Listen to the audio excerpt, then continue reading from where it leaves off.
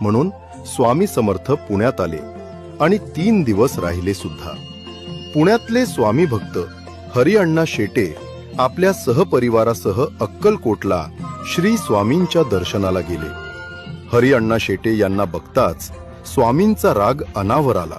आपल्या पायातल्या चपला फेकून मारत स्वामी म्हणाले, इथून पुढे इथं येत जाऊ नकोस.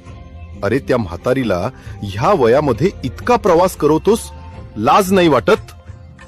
अण्णा म्हणाले, अहो स्वामी, आम्ही अक्कलकोटला निघणार ह्या गोष्टीची भनक लागताच ती बैलगाडीमध्ये जाऊन बसते.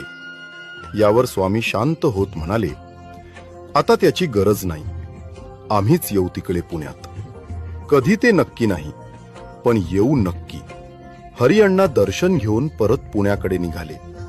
बैलगाडीचा 3-4 दिवसांचा प्रवास करून हरिअण्णा पुण्यात आपल्या दारात आले. बघतात तर काय, समोर साक्षात श्री स्वामी समर्थ आधीच येऊन ध्यानस्थ बसलेले होते.